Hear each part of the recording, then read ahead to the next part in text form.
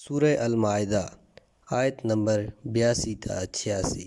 ترجمہ: یقینی طور پر تم یہود اور مشرکین کو مومنین کی دشمنی میں سب لوگوں سے بڑا ہوا پاؤ گے، لیکن وہ لوگ کہ جو خود کو مسیح کہتے ہیں انہیں تم مومنین کے ساتھ دوستی میں قریب تر پاؤ گے۔ اس کی وجہ یہ ہے کہ ان میں کچھ دانشمند اور دنیا سے دور افراد موجود ہیں، اور وہ حق کے مقابلے میں تکبر نہیں کرتے، اور وہ جس وقت پیغمبر پر نازل ہونے والی آیات سنتے ہیں تو تم دیکھو گے ان کی آنکھوں سے آنسو جاری ہو جاتے ہیں، کیونکہ انہوں نے حق کو پہچان لیا ہے۔ وہ کہتے ہیں، اے پروردگار، ہم ایمان لے آئے ہیں، پس تو ہمیں حق کی گواہی دینے والوں میں لکھ لے۔ ہم خدا پر اور اس حق پر جو ہم تک پہنچا ہے کیوں ایمان نہ لے آئیں، جبکہ ہماری آرزو ہے کہ وہ ہمیں صالحین کے گروہ میں سے قرار دے۔ خدا نے انہیں انہی باتوں کی وجہ سے جنت کے ایسے باغات ثواب و جزا کے طور پر دیے کہ جن کے درختوں کے نیچے نہریں جاری ہیں، وہ ہمیشہ ہمیشہ اسی میں رہیں گے، اور یہ نیکوکار لوگوں کی جزا ہے۔ اور وہ لوگ جو کافر ہو گئے ہیں اور انہوں نے ہماری آیات کو جھٹلایا، وہ اہل دوزخ ہیں۔ شان نزول: اسلام کے پہلے مہاجرین۔ بہت سے مفسرین نے، من جملہ طبرسی نے مجمع البیان میں، اور فخر الدین رازی اور المنار کے مؤلف نے اپنی اپنی تفسیروں میں اپنے سے پہلے مفسرین کے حوالے سے نقل کیا ہے کہ یہ آیات پیغمبر اکرم صلی اللہ علیہ وسلم کے زمانے کے حبشہ کے بادشاہ نجاشی اور اس کے ساتھیوں کے بارے میں نازل ہوئی ہیں۔ نیز جو حدیث تفسیر برہان میں نقل ہوئی ہیں اس میں بھی یہی بات شرط و بست سے بیان کی گئی ہے۔ اس سلسلے میں اسلامی روایات اور تواریخ اور مفسرین کے اقوال سے جو کچھ معلوم ہوتا ہے وہ اس طرح ہے کہ پیغمبر اکرم کی بعثت اور عمومی دعوت کے ابتدائی سالوں میں مسلمان بہت ہی کم تعداد میں تھے۔ قریش نے قبائل عرب کو یہ نصیحت کر رکھی تھی کہ ہر قبیلہ اپنے قبیلے کے ان لوگوں پر کہ جو پیغمبر اکرم پر ایمان لا چکے ہیں انتہائی سخت دباؤ ڈالے، اور اس طرح مسلمانوں میں سے ہر کوئی اپنی قوم و قبیلے کی طرف سے انتہائی سختی اور دباؤ میں مبتلا تھا۔ اس وقت مسلمانوں کی تعداد جہاد آزادی شروع کرنے کے لیے کافی نہیں تھی۔ پیغمبر اکرم نے اس چھوٹے سے گروہ کی حفاظت اور مسلمانوں کے لیے حجاز سے باہر قیام گاہ مہیا کرنے کے لیے انہیں ہجرت کا حکم دیا۔ اس مقصد کے لیے حبشہ کو منتخب فرمایا اور کہا کہ وہاں ایک نیک دل بادشاہ ہے جو ظلم و ستم کرنے سے اجتناب کرتا ہے، تم وہاں چلے جاؤ یہاں تک کہ خداوند تعالیٰ کوئی مناسب مواقع ہمیں عطا فرمائے۔ پیغمبر اکرم کی مراد نجاشی سے تھی۔ نجاشی ایک عام نام تھا جسے کسریٰ جو حبشہ کے تمام بادشاہوں کا خاص لقب تھا، لیکن اس نجاشی کا اصل نام جو پیغمبر کو ہم اثر تھا اسمہ تھا، جو کہ حبشہ کی زبان میں عطیہ اور بخشش کے معنی میں ہے۔ مسلمانوں میں سے 11 مرد اور 4 عورتیں حبشہ جانے کے لیے تیار ہوئیں اور ایک چھوٹی سی کشتی کرائے پر لے کر بحری راستے سے حبشہ جانے کے لیے روانہ ہو گئے۔ یہ بعثت کے 5واں سال ماہ رجب کا واقعہ ہے۔ کچھ زیادہ عرصہ نہیں گزرا تھا کہ جناب جعفر بن ابو طالب بھی مسلمانوں کے ایک دوسرے گروہ کے ساتھ حبشہ چلے گئے۔ اب اس اسلامی جمعیت میں 82 مردوں کے علاوہ کافی تعداد میں عورتیں اور بچے بھی تھے۔ اس ہجرت کی بنیاد بت پرستوں کے لیے سخت تکلیف دہ تھی، کیونکہ وہ اچھی طرح سے دیکھ رہے تھے کہ کچھ زیادہ عرصہ نہیں گزرے گا کہ وہ لوگ جو تدریجاً اسلام کو قبول کر چکے ہیں اور حبشہ کی سرزمین امن و امان کی طرف چلی گئی ہے، مسلمانوں کی ایک طاقتور جماعت کی صورت اختیار کر لے گی۔ یہ حیثیت ختم کرنے کے لیے انہوں نے کام کرنا شروع کر دیا۔ اس مقصد کے لیے انہوں نے جوانوں میں سے 2 ہوشیار، فعال، حیلہ ساز اور عیار جوانوں یعنی عمرو بن عاص اور عمارہ بن ولید کا انتخاب کیا۔ بہت سے ہدیے دے کر ان کو حبشہ کی طرف روانہ کیا۔ ان دونوں نے کشتی میں بیٹھ کر شراب پی اور ایک دوسرے سے لڑ پڑے، لیکن آخرکار وہ اپنی سازش کو روح عمل لانے کے لیے سرزمین حبشہ میں داخل ہو گئے۔ ابتدائی مراحل طے کرنے کے بعد وہ نجاشی کے دربار میں پہنچ گئے۔ دربار میں باریاب ہونے سے پہلے انہوں نے نجاشی کے درباریوں کو بہت قیمتی ہدیے دے کر ان کو اپنا موقف بنا لیا اور اس سے اپنی طرفداری اور تائید کرنے کا وعدہ لے لیا تھا۔ عمرو عاص نے اپنی گفتگو شروع کی اور نجاشی سے اس طرح ہم کلام ہوا: ہم سرداران مکہ کے بھیجے ہوئی ہیں، ہمارے درمیان کچھ کم عقل جوانوں نے مخالفت کا علم بلند کیا ہے، اور وہ اپنے بزرگوں کے دین سے پھر گئے ہیں اور ہمارے خداؤں کو برا بھلا کہتے ہیں۔ انہوں نے فتنہ اور فساد برپا کر دیا ہے، لوگوں میں نفاق کا بیج بو دیا ہے۔ آپ کی سرزمین کی آزادی سے انہوں نے غلط فائدہ اٹھایا ہے اور انہوں نے یہاں آ کر پناہ لے لی ہے۔ ہمیں اس بات کا خوف ہے کہ وہ یہاں بھی خلل اندازی نہ کریں۔ بہتر یہ ہے کہ آپ انہیں ہمارے سپرد کر دیں تاکہ ہم انہیں اپنی جگہ واپس لے جائیں۔ یہ کہہ کر ان لوگوں نے وہ ہدیے جو اپنے ساتھ لائے تھے پیش کیے۔ نجاشی نے کہا، جب تک میں اپنی حکومت میں پناہ لینے والوں کے نمائندوں سے نہ مل لوں اس سلسلے میں کوئی بات نہیں کر سکتا، اور چونکہ یہ ایک مذہبی بحث ہے لہٰذا ضروری ہے کہ مذہبی نمائندے ہی کو ایک جلسے میں تمہاری موجودگی میں دعوت دی جائے۔ دوسرے دن ایک اہم جلسہ منعقد ہوا، اس میں نجاشی کے مصاحبین اور عیسائی علماء کی ایک جماعت شریک تھی۔ جعفر بن ابی طالب مسلمانوں کے نمائندے کی حیثیت سے موجود تھے اور قریش کے نمائندے بھی حاضر ہوئے۔ نجاشی نے قریش کے نمائندوں کی باتیں سننے کے بعد جناب جعفر کی طرف رخ کیا اور ان سے خواہش کی کہ وہ اس سلسلے میں اپنا نقطہ نظر بیان کریں۔ جناب جعفر ادائے احترام کے بعد اس طرح گویا ہوئے، پہلے ان سے پوچھیے کہ کیا ہم ان کے بھاگے ہوئے غلاموں میں سے ہیں؟ عمرو نے کہا، نہیں بلکہ آپ آزاد ہیں۔ جعفر، ان سے یہ بھی پوچھیے کہ کیا ان کا کوئی قرض ہمارے ذمہ ہے کہ جس کا وہ ہم سے مطالبہ کرتے ہیں؟ عمرو، نہیں، ہمارا آپ سے ایسا کوئی مطالبہ نہیں۔ جعفر، کیا ہم نے تمہارا کوئی خون بہایا ہے کہ جس کا ہم سے بدلہ لینا چاہتے ہو؟ عمرو، نہیں، ایسی کوئی بات نہیں ہے۔ جعفر، تو پھر تم ہم سے کیا چاہتے ہو؟ تم نے ہم پر اتنی سختیاں کی اور اتنی تکلیفیں پہنچائیں اور ہم تمہاری سرزمین سے جو سراسر مرکز ظلم اور جور تھی باہر نکل آئے۔ اس کے بعد جناب جعفر نے نجاشی کی طرف رخ کیا اور کہا، ہم جاہل اور نادان تھے، بت پرستی کرتے تھے، مردار کا گوشت کھاتے تھے، طرح طرح کے برے اور شرمناک کام انجام دیتے تھے، قطع رحمی کرتے تھے، اپنے ہمسایوں سے برا سلوک کرتے تھے اور ہمارے طاقتور کمزوروں کے حقوق ہڑپ کر جاتے تھے۔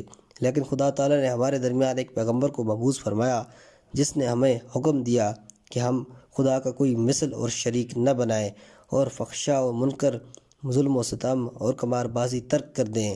ہمیں حکم دیا کہ ہم نماز پڑھیں، زکوٰۃ ادا کریں، عدل و احسان سے کام لیں اور اپنے وابستگان کی مدد کریں۔ نجاشی نے کہا، عیسیٰ مسیح بھی انہی چیزوں کے لیے مبعوث ہوئے تھے۔ اس کے بعد اس نے جناب جعفر سے پوچھا، ان آیات میں سے جو تمہارے پیغمبر پر نازل ہیں کچھ تمہیں یاد ہیں؟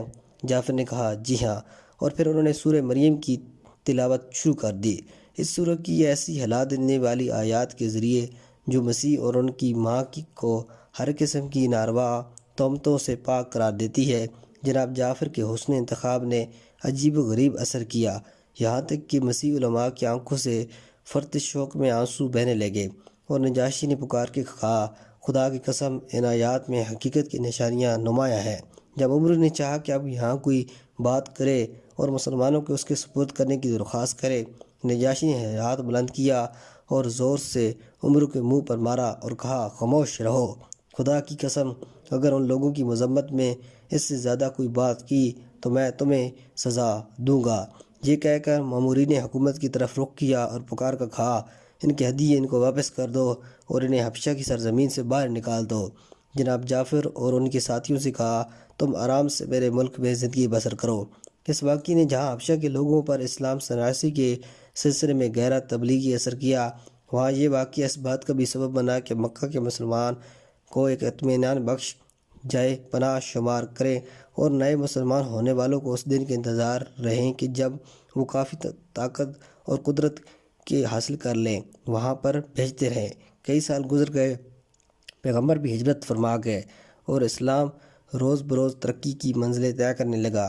عہد نامہ حدیبیہ لکھا گیا اور پیغمبر اکرم فتح خیبر کی طرف متوجہ ہوئے۔ اس وقت جب کہ مسلمان یہودیوں کے سب سے بڑے اور خطرناک مرکز کے ٹوٹنے کی وجہ سے اتنے خوش تھے کہ پھولے نہیں سماتے تھے، دور سے انہوں نے ایک مجمع کو لشکر اسلام کی طرف آتے ہوئے دیکھا۔ تھوڑی دیر گزری تھی کہ معلوم ہوا کہ یہ وہی مہاجرین حبشہ ہیں جو آغوش وطن میں پلٹ کر آ رہے ہیں، جبکہ دشمنوں کی بڑی بڑی طاقتیں دم توڑ چکی ہیں اور اسلام کا پودا اپنی جڑیں کافی پھیلا چکا ہے۔ پیغمبر اکرم نے جناب جعفر اور مہاجرین حبشہ کو دیکھ کر یہ تاریخی جملہ ارشاد فرمایا، میں نہیں جانتا کہ مجھے خیبر کے فتح ہونے کی زیادہ خوشی ہے یا جعفر کے پلٹ آنے کی۔ کہتے ہیں کہ مسلمانوں کے علاوہ شامیوں میں سے 8 افراد کی جن میں ایک مسیحی راہب بھی تھا اور ان کا اسلام کی طرف شدید میلان پیدا ہو گیا تھا، پیغمبر کی خدمت میں حاضر ہوئے اور انہوں نے سورہ یاسین کی کچھ آیات سننے کے بعد رونا شروع کر دیا اور مسلمان ہو گئے اور کہنے لگے یہ آیات مسیح کی سچی تعلیمات سے کس قدر مشابہت رکھتی ہیں۔ اس روایات کے مطابق جو تفسیر المنار میں سعید ابن جبیر سے منقول ہے، نجاشی نے اپنے یاروں انصار میں سے 30 بہترین افراد کو پیغمبر اکرم اور دین اسلام کے ساتھ اظہار عقیدت کے لیے مدینہ بھیجا تھا، اور یہ وہی تھے جو سورہ یاسین کی آیت سن کر رو پڑے تھے اور اسلام قبول کر دیا تھا۔ اس پر مذکورہ بالا آیت نازل ہوئی اور مومنین کی عزت افزائی کی گئی۔ یہ شان نزول اس طرح بات کی خلاف نہیں کہ سورہ مائدہ پیغمبر اکرم کی عمر کے اواخر میں نازل ہوئی ہے، کیونکہ یہ بات اس سورہ کی اکثر آیات کے ساتھ مربوط ہے، لہٰذا اس میں کوئی امر معنی نہیں ہے۔ ان میں سے کچھ آیات قبل کے واقعات کے سلسلے میں نازل ہوئی ہیں اور پیغمبر کی ہدایت کے مطابق اس صورت میں بہت سی مناسبات کی وجہ سے شامل کر دی گئی ہیں۔ تفسیر: یہودیوں کی کینہ پروری اور عیسائیوں کی نرم دلی۔ ان آیات میں ان یہودیوں اور عیسائیوں کے درمیان موازنہ کیا گیا ہے جو پیغمبر کے ہم عصر تھے۔ پہلی آیت میں یہودیوں اور مشرکین کو ایک ہی صف میں قرار دیا گیا ہے اور عیسائیوں کو دوسری صف میں ابتدا میں فرمایا گیا ہے۔ مومنین کے سخت ترین دشمن یہودی اور مشرکین ہیں، لیکن عیسائی مومنین سے زیادہ محبت کرنے والے ہیں۔ تاریخ اسلام میں اس حقیقت کی اچھی طرح گواہ ہے، کیونکہ اسلام کے خلاف لڑی جانے والی بہت سی جنگوں کے میدان میں یہودی بلاواسطہ یا بالواسطہ طریق سے داخل رہے ہیں اور کسی عہد شکنی اور دشمنی سے باز نہیں آتے تھے۔ ان میں سے بہت سے کم افراد ایسے ہیں جو حلقہ بگوش اسلام ہوئے، جبکہ ہم اسلامی جنگوں میں بہت کم مسلمانوں کو عیسائیت سے آمنا سامنا کرتے دیکھتے ہیں، اور ہم یہ بھی مشاہدہ کرتے ہیں کہ ان میں سے بہت سے افراد مسلمانوں کی صف میں آ ملے۔ اس کے بعد قرآن اس روحانی فرق کی دلیل اور رہن سہن کے اجتماعی طریقوں کو چند جملوں میں بیان کرتے ہوئے یہ کہتا ہے کہ پیغمبر کے ہم عصر عیسائی کچھ ایسے امتیازات رکھتے تھے کہ جو یہودیوں میں نہیں تھے۔ پہلا امتیاز تو یہ ہے کہ ان میں علماء اور دانشمندوں کی ایک ایسی جماعت موجود تھی جو دنیا پرست یہودی علماء کی طرح حقیقت کو چھپانے کی کوشش نہیں کرتے تھے۔ نیز ان کے درمیان کچھ لوگ تارک دنیا بھی تھے کہ جو ازروئے عمل لالچی یہودیوں کے بالکل برخلاف تھے۔ اگرچہ وہ بھی کئی طرح کے انحرافات کے مرتکب تھے، لیکن پھر بھی وہ ایک ایسی سطح پر تھے جو یہودیوں سے بالاتر تھی۔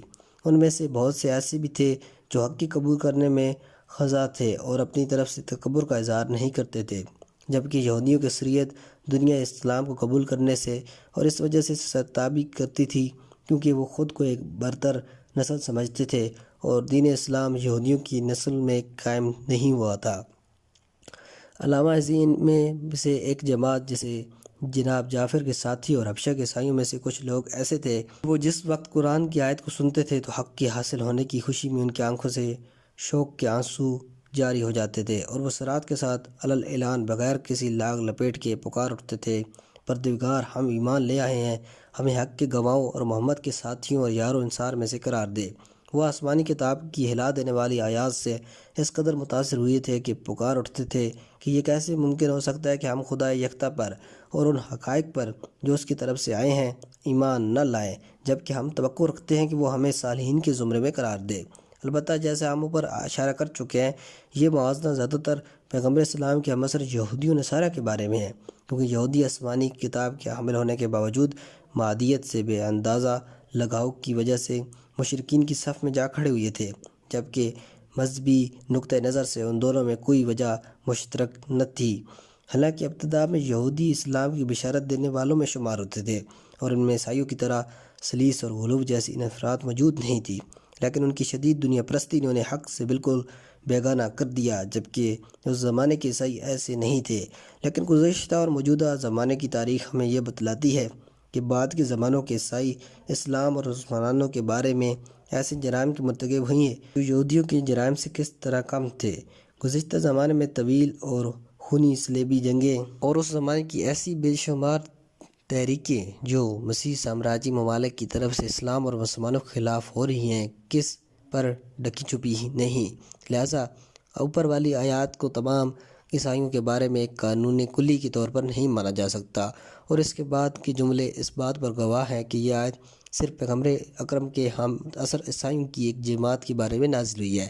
اس کے بعد کی دو آیات میں ہی ان دو گروہوں کے انجام اور جزا و سزا کی طرف اشارہ ہوا ہے۔ پہلے فرمایا گیا ہے جن لوگوں نے صاحب ایمان افراد کے سامنے محبت کا اظہار کیا اور آیت الہی کے مقابلے میں سر تسلیم خم کیا اور صراط کے ساتھ اپنے ایمان کا اظہار کیا، خدا تعالیٰ اس کے بدلے میں بطور جزا و ثواب انہیں جنت کے ایسے باغات عطا کرے گا جن کے درختوں کے نیچے نہریں جاری ہیں، وہ ہمیشہ ہمیشہ اس میں رہیں گے، اور نیکوکار لوگوں کی یہی جزا ہے۔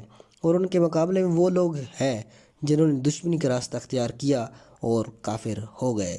والسلام علیکم ورحمۃ اللہ۔